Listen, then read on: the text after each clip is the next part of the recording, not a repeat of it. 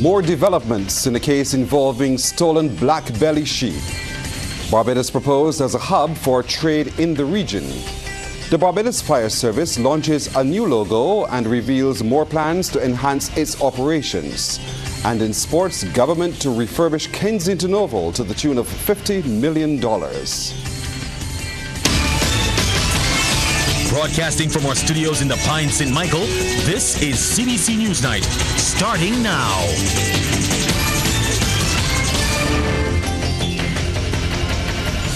Good evening, I'm Pearson Bowen.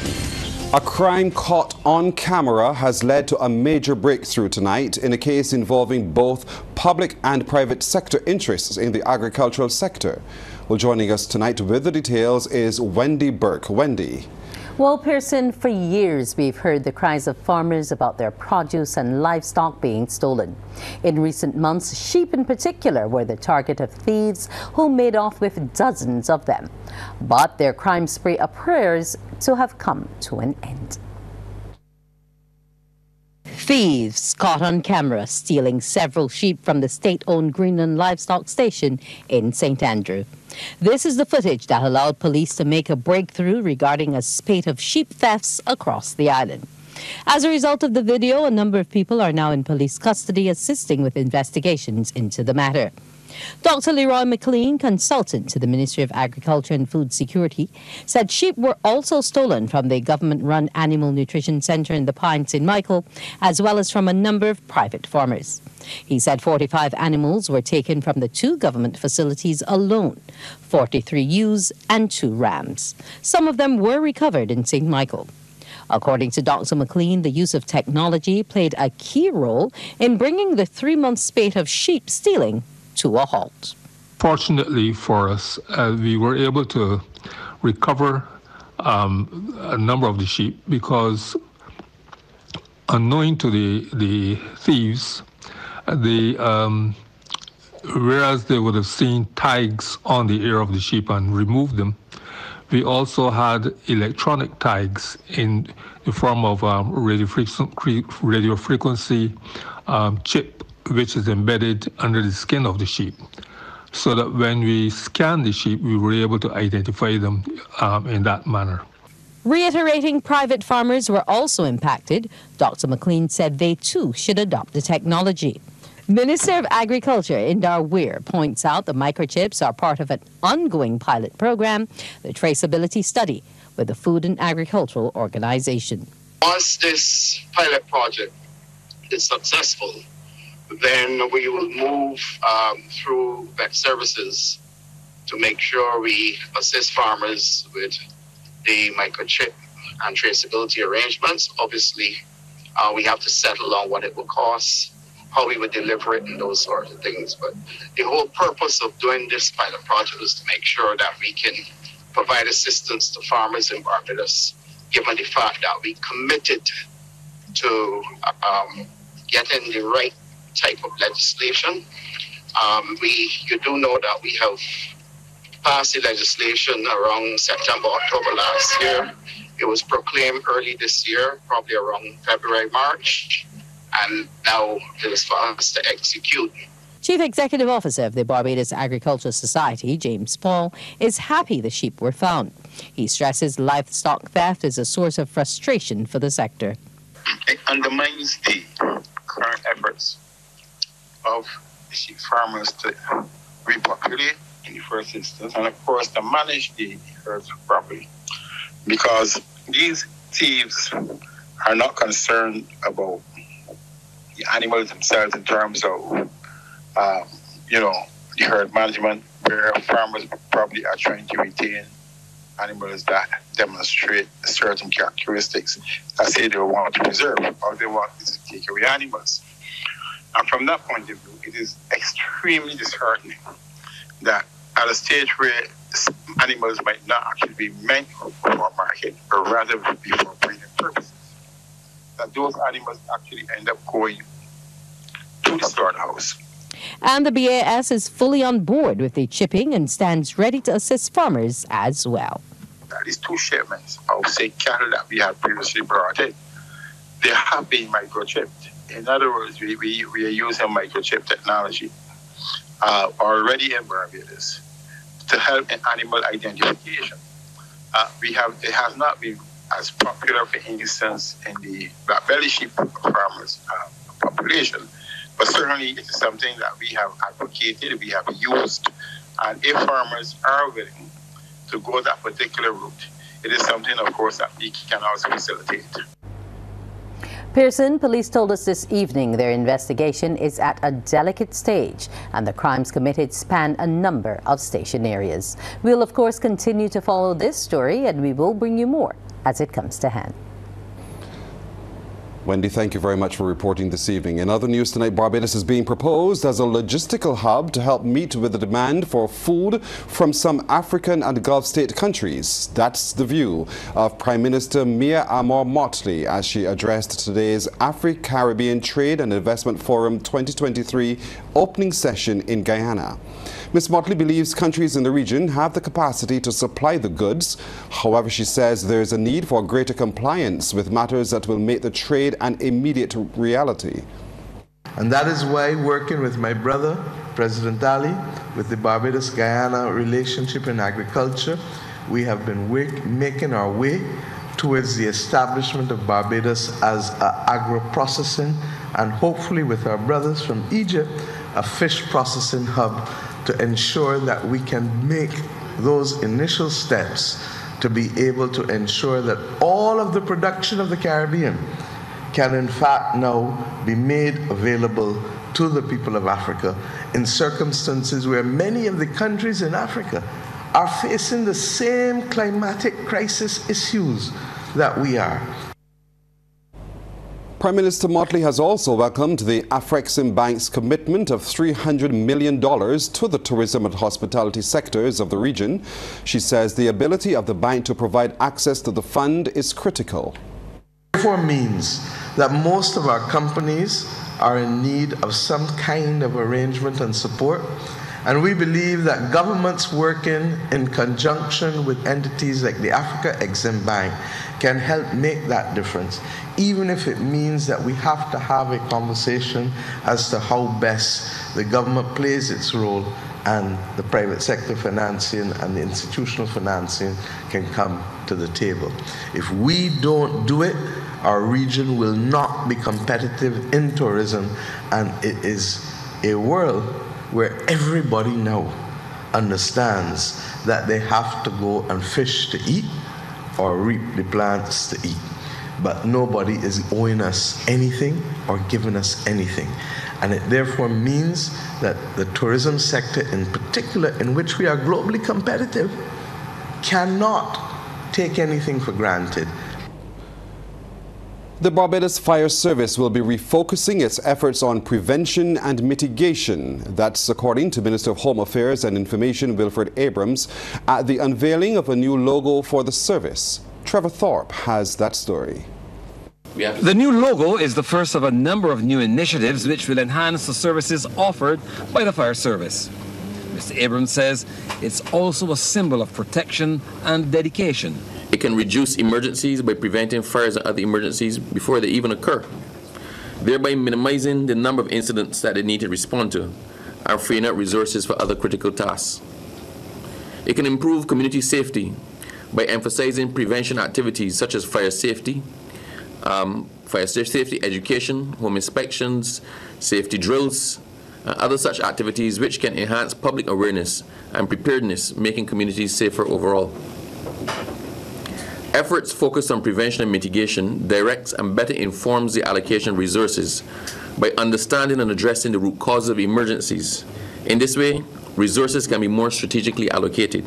Chief Fire Officer Errol Maynard says the service is much more involved today with community training, risk assessments, inspections and consultations. The Barbados Fire Service has become intimately involved in prevention, fire and life safety training, community education, inspections, and consultations. Generally, we will consult with all major constructions, whether private or public. The new logo is made up of 4 pillars, as leading fire officers Natasha Ford and Marlon Small explained. Our first and the foundation is excellence through service.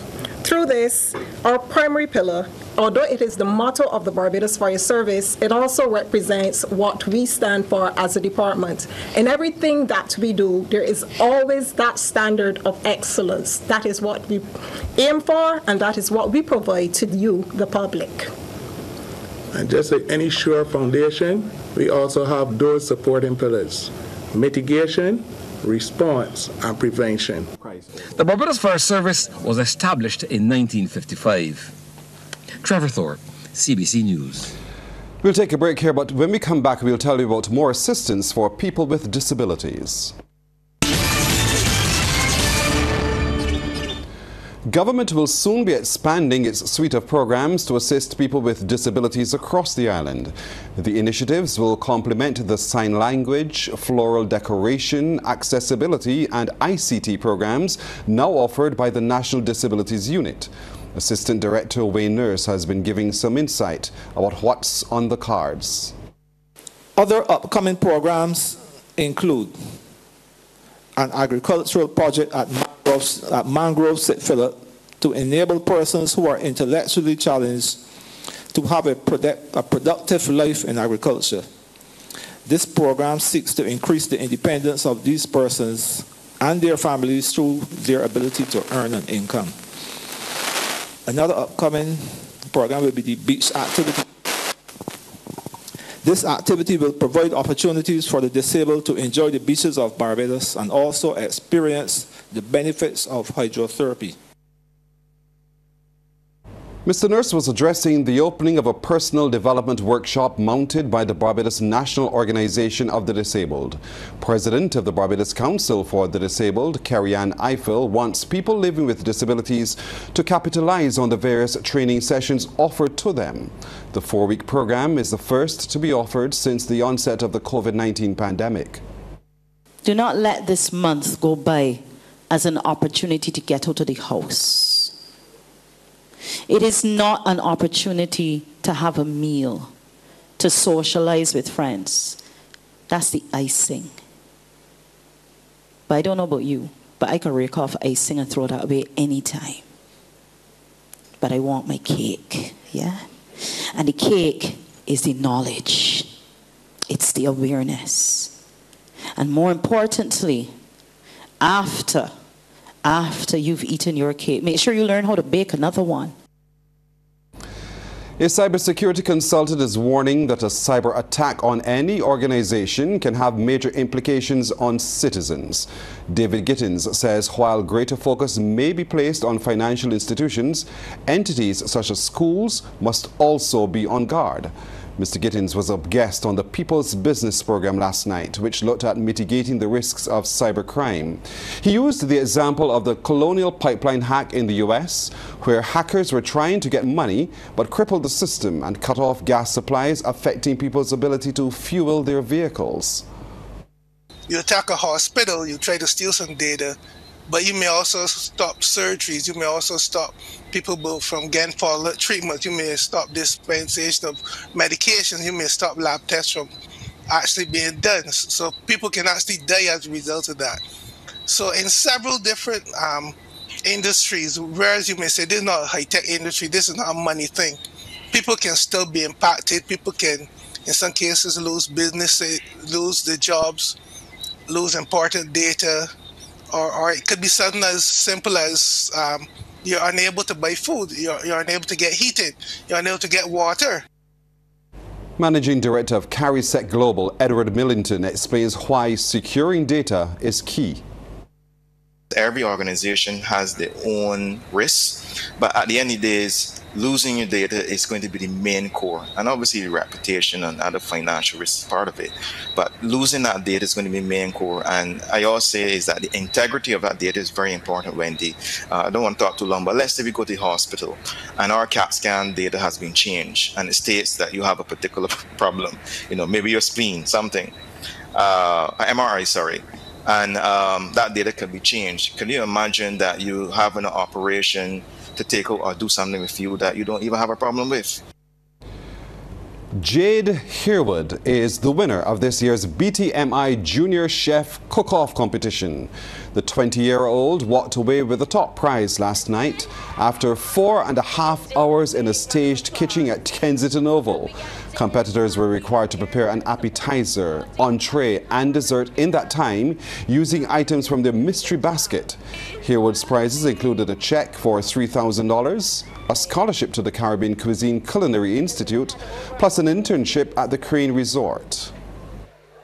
I lost words. I'm shaking right now. I'm shaking. Oh my God. I was not expecting this. I really was just telling him that I felt like he had it in the bag because I didn't feel like I did my best today, but I'm very, very surprised. Thank you very much. Second place went to DeJohn Toppin, while Raphael Blenman and Dominic Grant finished third and fourth. Chef Peter Eady said it was an intense 12 weeks helping them to prepare. We were seeing them at the end, but it was a long journey. It was a really long journey for them. Every Saturday for 12 weeks they were involved there. They had to come to the Culinary Institute and they did their practical training there. And we took these youngsters from very, let's call them virgins to cooking. Let's call them that. And now if you see, what you see today is the culmination of that training. I'm sure you're going to be impressed with the development and the growth of these students. The Roman Catholic Church of Barbados will be holding its inaugural charity walk called Walk to Health, a Journey to Uplift, on the 12th of November, beginning at the Botanical Gardens. The church has joined the Barbados Heart and Stroke Foundation to create the walk to assist the Marina Brewster Children's Home. Administrator of the Heart and Stroke Foundation, Greta Yearwood, says the event will have some extra health and wellness elements for all participants. This walk, we will also have the health aspect that we are bringing is the wellness part, where we will have our nurses on board to conduct blood pressure testing before and after the walk, and also your BMIs will be taken. So we are participating and looking at the health of the nation and the health of all involved. You know, when you count on your fingers, it's about 6 weeks since we last worked together. Mark Seal is back. Mark, good evening to you. Very, very good evening, Pearson. I think you are the one that is back. Starting with cricket, Kensington Oval is to be refurbished to the tune of $25 million in time for next year's T20 World Cup. That's the word from Prime Minister Mia Motley as she addressed the Afro-Caribbean Trade and Investment Forum in Guyana. Prime Minister Motley says the Afrexim Bank loan, which is to be signed shortly, is repayable at 7% over 7 years. We're borrowing also for the development of the game and the establishment of indoor facilities and other things that will help our cricketers be able to move to the next level. We cannot continue, and I know, Irfan, you feel the same way that I do. This region must give our cricketers the best available coaching and technology if they are truly to be able to resume their global positioning in cricket. The reality is that others have come and done that which we have not done. And then we complain. And then we wonder about what the fellas doing and why they ain't performing and why they ain't doing so. If we in a government understand the importance of deconstruction and reconstruction in order to make governance appropriate to the age in which we live, then surely we must be able to give our cricketers the tools to allow them to dissect in fine detail the batting, the bowling, the fielding, the practices of all of the people among their own team, but also all of the people against whom they will compete on the field. In business tonight, with increased focus on addressing airlift between Africa and the Caribbean, a senior official of the African Export-Import Bank wants officials in Barbados and the region to tackle the issue of direct shipment. Acting Chief Operating Officer with the Caribbean Office, Okechukwu Ehejerika, is proposing the creation of transshipment hubs to assist. If we're able to create like a hub within the Caribbean where all the goods destined for Africa come to, and do the same in Africa, right? So have a hub. So that transshipment hub collates all goods that need to go to Africa and moves, and then say, let's say transshipment hub in Africa could be in Dakar, Senegal. So it bets there and goods starts distributing. Then you find out that not only will the cost reduce, but the time it takes to first of all transit through Miami and then or through London, and then will significantly also reduce. And once this becomes the the state of play, it will stimulate a lot more interest. A new furniture collection inspired by the Caribbean and made by local artisans is on the market with plans to export in the near future. Crystal Hoyt has the details. A local designer is betting on Barbadian builders and artisans as she launches her first furniture collection. Melissa Ali, who has been a designer for over 5 years, shared the motivation behind the decision.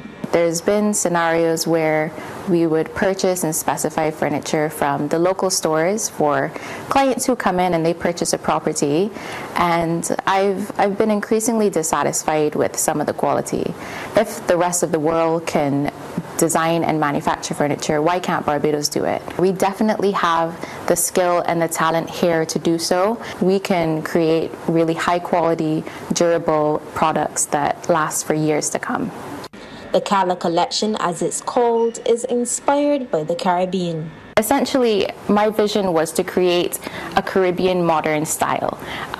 We see materials like the caning, and we've used maple wood for this first round of this collection. We're going to use oak for the second round of it. And the caning was really a feature that I wanted to highlight in every piece of this collection because it is a material that's indigenous to our culture. And when people think of caning, they think of traditional old mahogany chairs and things like that, but I wanted to put a twist on it and create a Caribbean modern style. While many raise concerns that buying local is more expensive, she says importing also adds up. Say you were to purchase a sofa online for $1,000 US, and you see $1,000 US and you think, wow, that's a great price, and why would you come to Mellow Design and purchase a sofa for $4,000? But I want you to then allow yourself to convert that to Barbados dollars. That's 2,000 about there. And then I want you to think about how are you getting it to your home. You have to go through shipping costs. You have to think about the brokers that you're using. You have to think about duties, that you have to add to that as well. And then the delivery fee that it takes to get it to your house. So by the time you're done, it probably adds up to about maybe somewhere between $3,000 to $4,000. The designer says local products are built to last, and already discussions have begun with Export Barbados to expand into other markets. Crystal Hoyt, CBC News. As promised, Mark Seal is back with more sports tonight. Mark. Pan American Games, table tennis and sailing were the main focus for Team Barbados today in Santiago, with both competitors, though, feeling the weight of their opponents.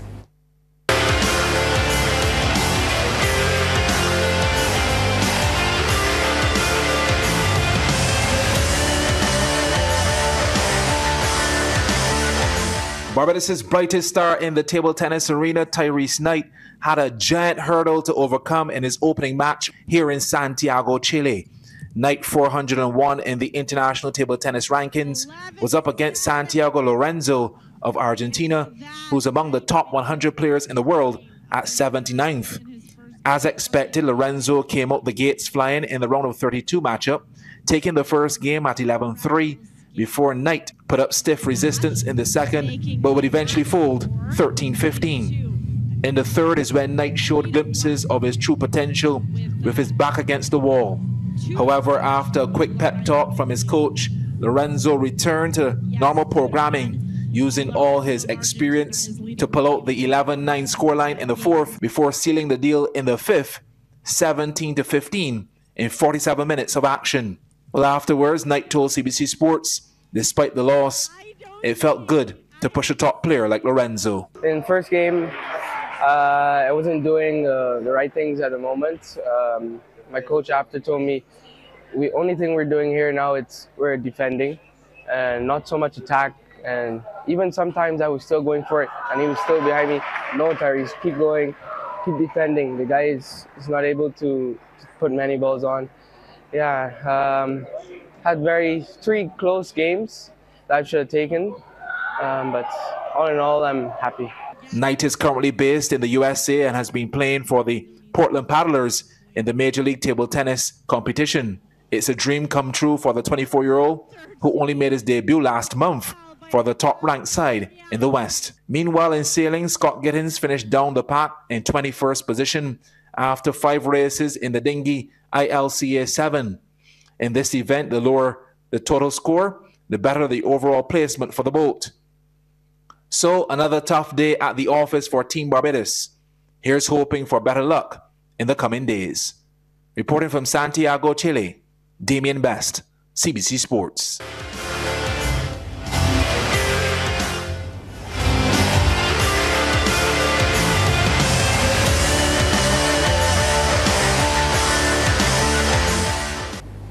In more football news, Barbadian Sports Administrator Khadija Mars has joined the world governing body for football, FIFA.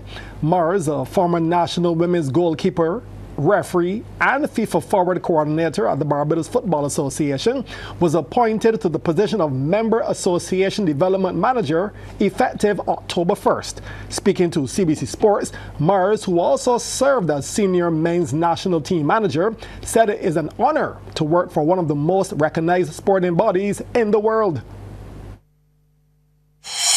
It is an absolute pleasure to work with an esteemed organization like FIFA and to work with a team of professionals in the business of football. FIFA's goal is to help all member associations develop the game, both on and off the pitch, so that the joy of football can be felt by girls and boys at every level. So this appointment will allow me to collaborate with some football associations from the region, including Barbados, with the aim of developing football holistically based on each country's specific needs. So I'm very excited as I begin this new journey, and I look forward to completing long-term development projects throughout the region. Well, that's our time tonight. Thank you for spending yours with us. I'm Pearson Bowen. For the crew, to all of you, good night. We'll see you tomorrow.